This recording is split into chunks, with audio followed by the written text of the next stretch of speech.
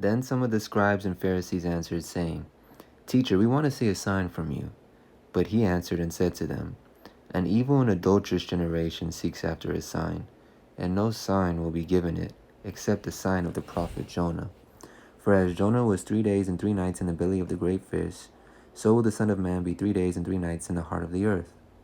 The men of Nineveh will rise up in the judgment with this generation and condemn it, because they repented at the preaching of Jonah. And indeed, a greater than Jonah is here. The queen of the south will rise up in the judgment with this generation and condemn it. For she came from the ends of the earth to hear the wisdom of Solomon, and indeed, a greater than Solomon is here.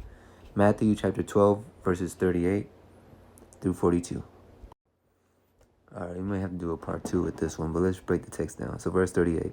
Some of the scribes and the Pharisees answered, saying, Teacher, we want to see a sign from you. So here come the scribes and the Pharisees. You already know their prerogative. They're trying to catch Jesus up into something, so they're asking him for a sign. Show us a sign to prove that you're the Messiah, to prove that you are the chosen one. Verse 39. But he answered and said to them, An evil and adulterous generation seeks after a sign, and no sign will be given to it except the sign of the prophet Jonah. Now this got me thinking, like, how did Jesus know to refer to Jonah? Like, how did he know, like, okay, Jonah was in the belly of the fish 3 nights and 3 days. And Jesus said, there's not going to be any sign given to you except the sign of Jonah. Now, remember, Jonah chapter 1, verse 17 says, Now the Lord had prepared a great fish to swallow Jonah, and Jonah was in the belly of the fish 3 days and 3 nights.